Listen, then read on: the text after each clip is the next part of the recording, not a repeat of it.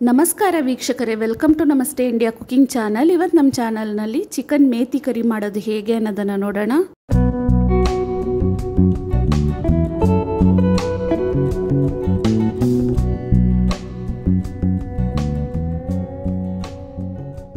ಅರ್ಧ KG ಚಿಕನನ್ನು clean ಮಾಡಿ ತೊಳೆದಿಟ್ಟಿದ್ದೀನಿ. ಇದರಲ್ಲಿ 1/4 ಟೀ ಸ್ಪೂನ್ ಅಷ್ಟು ಅರಿಶಿಣದ ಪುಡಿ, ಅರ್ಧ ಟೀ ಸ್ಪೂನ್ ಉಪ್ಪು, ಅರ್ಧ ಟೀ ಸ್ಪೂನ್ ಅಚ್ಚ ಖಾರದ ಪುಡಿ ಮತ್ತು ಧನಿಯಾ ಪುಡಿಯ ಮಿಶ್ರಣವನ್ನು ಹಾಕ್ತಾ ಇದ್ದೀನಿ.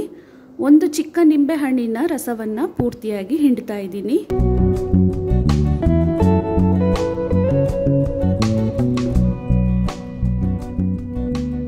ಇದನ್ನು ಚೆನ್ನಾಗಿ ಮಿಕ್ಸ್ ಮಾಡಿಬಿಟ್ಟು ಮಸಾಲೆಯನ್ನು ರೆಡಿ ಮಾಡೋವರೆಗೂ ನೆನೆಸಿಟ್ರೆ ಸಾಕು.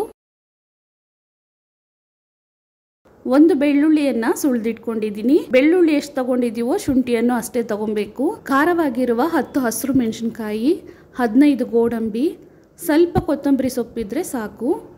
ಒಂದು ದೊಡ್ಡ ಈರುಳ್ಳಿಯನ್ನು ಕಟ್ ಮಾಡಿಟ್ಕೊಂಡಿದ್ದೀನಿ. ಅರ್ಧ ಟೀ ಸ್ಪೂನ್ ಸೋಂಪು ಕಾಳು, 2 ಚಿಕ್ಕ ತುಂಡು ಚಕ್ಕೆ, 3 ಏಲಕ್ಕಿ, 8 ಲವಂಗ, ಅರ್ಧ ಟೀ ಸ್ಪೂನ್ ಕಸೂರಿ ಮೇಥಿ, 1 ಪೀಸ್ ಕಲ್ಲು ಹೂವು, 10 ಕಡ್ಡಿಯಷ್ಟು ಮೆಂತ್ಯ ಸೊಪ್ಪನ್ನು ಕಟ್ ಮಾಡಿ ಇಟ್ಕೊಂಡಿದ್ದೀನಿ. ಅರ್ಧ ಈರುಳ್ಳಿ ಮತ್ತು 1 ನಾಟಿ ಟೊಮೆಟೊ. ಒಂದು ಬಾಣಲಿಯಲ್ಲಿ ಸ್ವಲ್ಪ ಎಣ್ಣೆಯನ್ನು ಹಾಕ್ತಾ ಇದ್ದೀನಿ.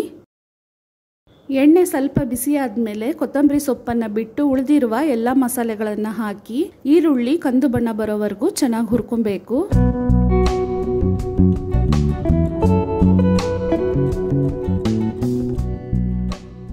ಮಸಾಲೆಗಳನ್ನು ಚೆನ್ನಾಗಿ ಬಾಡಿಸಾಗಿದೆ. ಸ್ಟವನ್ನು ಆಫ್ ಮಾಡಿ ಕೊತ್ತಂಬರಿ ಸೊಪ್ಪನ್ನು ಹಾಕ್ತಾ ಇದ್ದೀನಿ. ಇದನ್ನು ತಣ್ಣಕ್ಕಾದ್ಮೇಲೆ ನುಣ್ಣಗೆ ರುಬ್ಕೊಬೇಕು.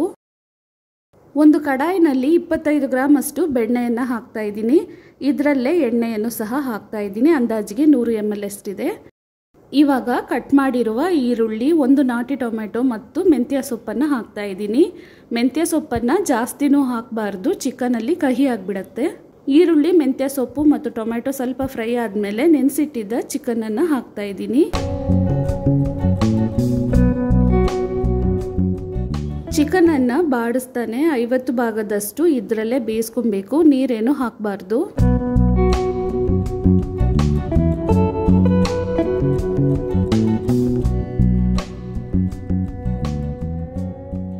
ಒಂದು ತಟ್ಟೆಯನ್ನು ಹಾಕಿ ಮುಚ್ಚಿಟ್ಟು ಚಿಕನನ್ನು ಬೇಯಿಸ್ಕೊಳ್ತಾ ಇದ್ದೀನಿ.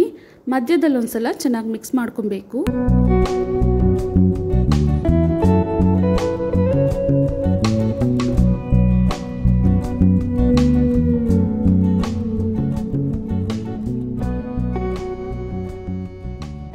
ಚಿಕನ್ ಇವಾಗ ಅರ್ಧ ಭಾಗದಷ್ಟು ಬೆಂದಿದೆ. ಇದರಲ್ಲಿ ರುಬ್ಬಿರುವ ಮಸಾಲೆಯನ್ನು ಹಾಕ್ತಾ ಇದ್ದೀನಿ. ಗಟ್ಟಿಯಾದ ಗ್ರೇವಿ ಥರ ಮಾಡ್ತಿರೋದ್ರಿಂದ ನೀರನ್ನು ಸ್ವಲ್ಪ ಕಡಿಮೆನೇ ಹಾಕ್ತಾ ಇದ್ದೀನಿ. ಚೆನ್ನಾಗಿ ಒಂದ್ಸಲ ಮಿಕ್ಸ್ ಮಾಡಿಬಿಟ್ಟು ಇನ್ನೂ ಸ್ವಲ್ಪ ನೀರನ್ನು ಹಾಕೊಳ್ತಾ ಇದ್ದೀನಿ.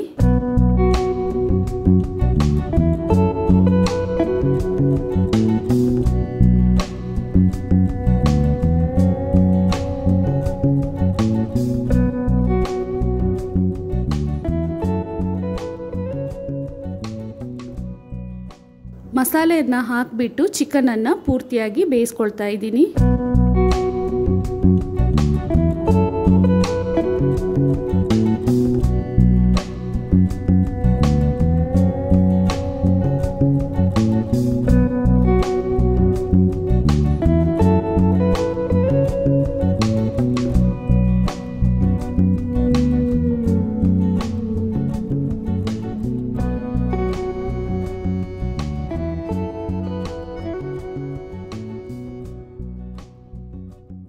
ಗ್ರೇವಿನೂ ಚೆನ್ನಾಗಿ ಗಟ್ಟಿಯಾಗಿದೆ, ಚಿಕನ್ ಸಹ ಬೆಂದಿದೆ. ಇವಾಗ 1/4 ಟೀ ಸ್ಪೂನ್ ಅಷ್ಟು ಕಸೂರಿ ಮೇಥಿಯನ್ನು ಹಾಕ್ತಾ ಇದ್ದೀನಿ. ಹಾಕ್ಬಿಟ್ಟು ಇದನ್ನು 1-2 ನಿಮಿಷ ಕುದಿಸಿದ್ರೆ ಸಾಕು.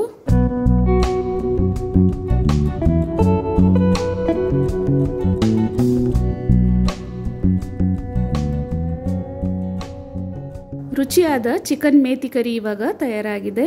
ವೀಕ್ಷಕರೇ, ಈ ರೆಸಿಪಿ ನಿಮಗೆ ಇಷ್ಟ ಆಗಿದ್ದರೆ ನಮ್ಮ ಚಾನಲನ್ನು ಲೈಕ್ ಮಾಡಿ, ಸಬ್ಸ್ಕ್ರೈಬ್ ಮಾಡೋದನ್ನು ಮರೆಯಬೇಡಿ. ಧನ್ಯವಾದಗಳು.